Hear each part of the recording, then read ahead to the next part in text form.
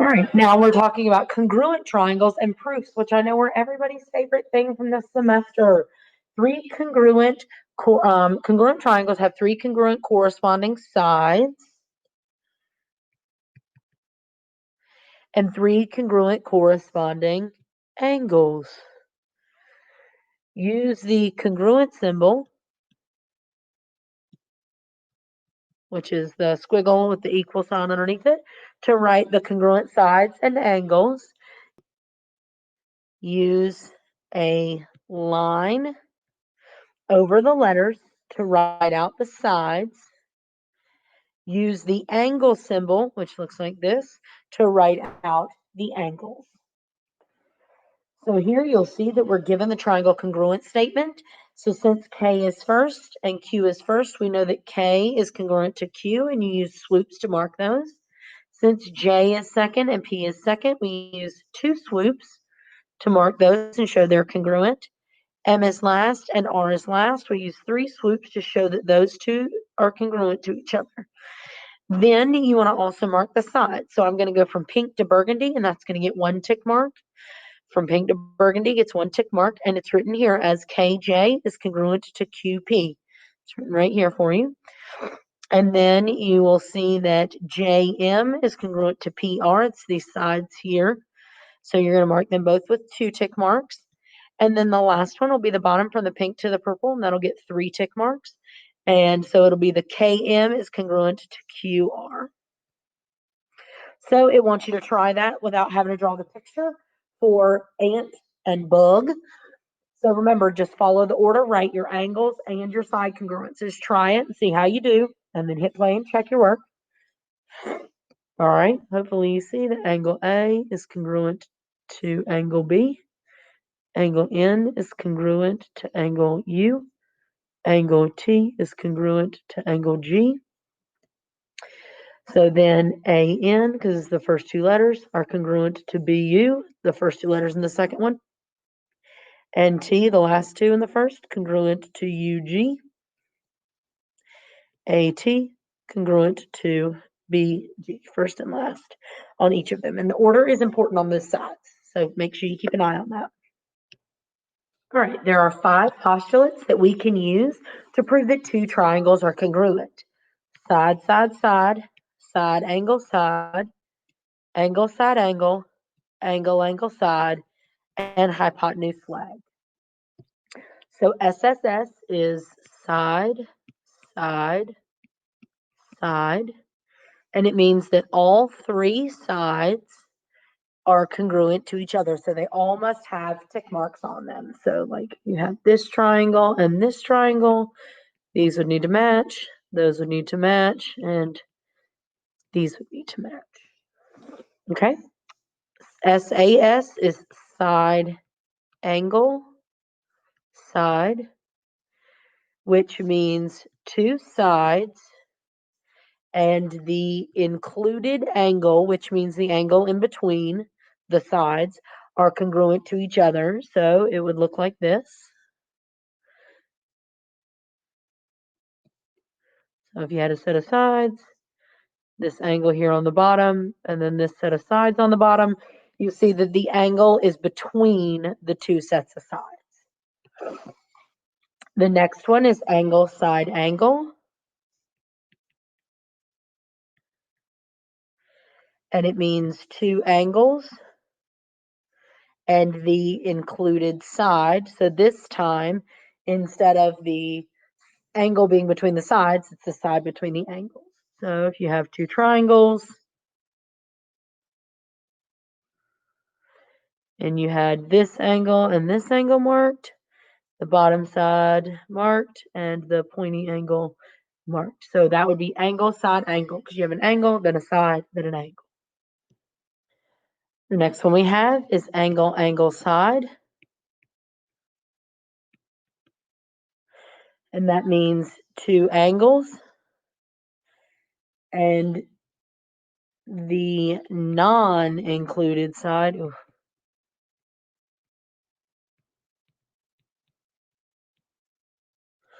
are congruent to each other. So that would look something like this. These angles would be marked. These angles would be marked. And this top side would be marked. So you notice that the side is not between the two angles. That's why it's angle, angle, side. And the last one is hypotenuse leg. It's very special. You can only use it when you have a right angle or a 90-degree angle. It has to be done only on 90-degree angles. So the hypotenuse must be marked. And one other leg. So remember, with right angles, you always have this box down in the corner. And then the hypotenuse is always the side across from the right angle, and I just marked there in green. And then one of the legs would be one of these sides that are touching the right angle, have to be marked congruent as well. So now we need to determine if these triangles are congruent. Remember, your options are side, side, side, side, angle, side, angle, side, angle, angle, angle, side, and hypotenuse leg. So you see in this first one, we have that shared side. Remember, that's called the reflexive property. So you can go ahead and mark that with 2 tick marks. So then if you look what we have here, we have a set of sides, a set of angle, and a set of sides. So remember, you start on an edge and you want to go around. So this is going to be side, angle, side. Number 2, you notice we have vertical angles in the middle. So if you look here, we have an angle, and a side. Start on the one that's not labeled and go around. Angle, angle, side. You look at the last one, we have 3 sets of sides marked on both triangles. So it is going to be side, side, side. All right, I want you to try these on your own and see how you do. And then, so pause the video and try them. Remember your options: side, side, side, side, angle, side, angle, side, angle, angle, angle, side, hypotenuse leg. Try it and see how you do. All right, hopefully you did. Number 4, you have a set of angles, a set of side, and a set of angles. So angle, side, angle. Number 5, you have these angles in the middle that you can mark with 3 swoops each, but angle, angle, angle is not an option. So they are not congruent. And then on number 6, you have a right angle, so we can maybe use hypotenuse leg. We have the hypotenuse marked on each of them and one of the legs, so this is HL. All right, proofs. So 2-column proofs are used to prove that 2 triangles are congruent. Always start a proof with the given statements. Then see if you can add anything to the proof, like congruent angles or congruent sides.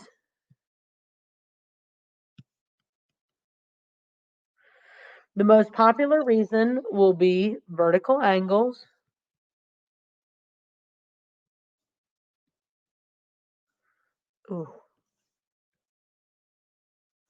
reflexive property,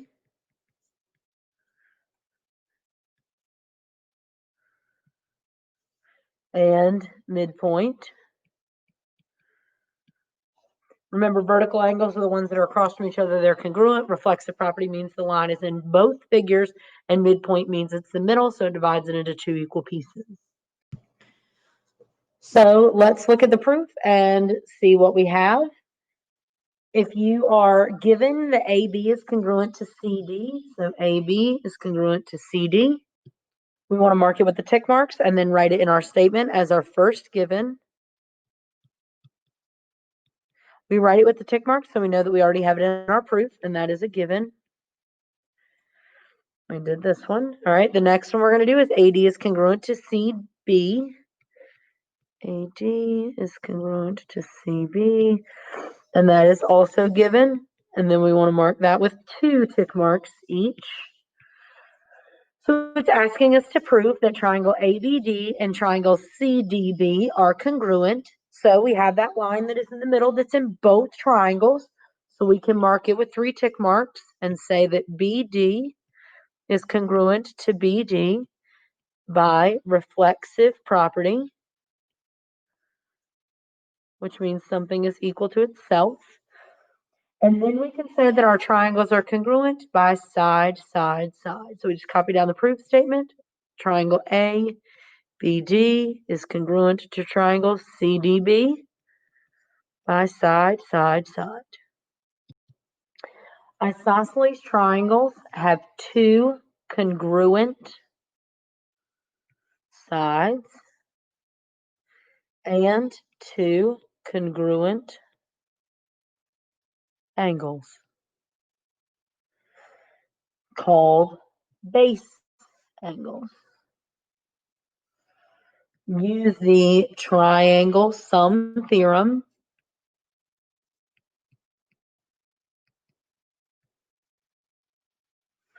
which means all angles in a triangle add up to 180 to find missing angles. So on number 1, if we know that the bottom angle on the right is x, means the bottom angle on the left is also x, because these are the sides that are congruent across from angles that are congruent. So 40 plus x equals 180.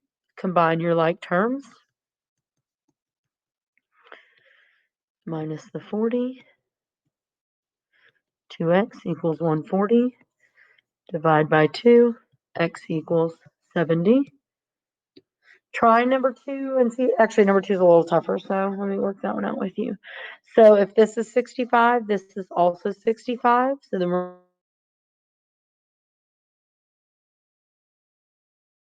5 plus 130 equals 180. So y equals 50. So if this angle is 50, this angle is also 50, and this angle is also 50.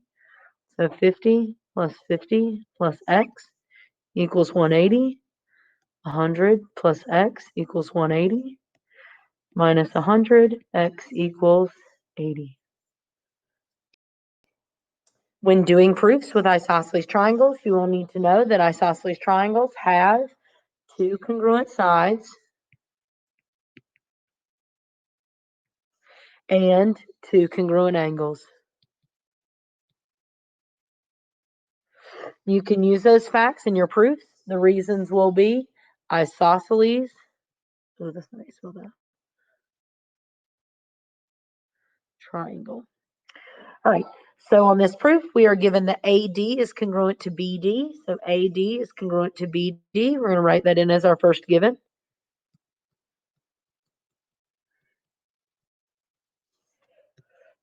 And the ACB, the big triangle, is isosceles. So that one is given. And so then we're also given that triangle ACB is isosceles. There's not really any way to mark that on there. I'm going to write that as a given.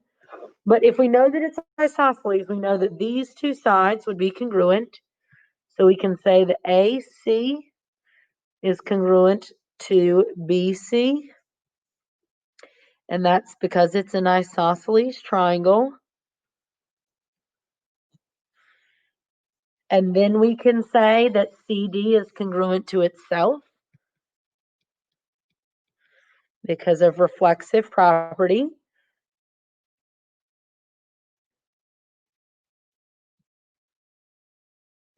We mark that with 3 tick marks.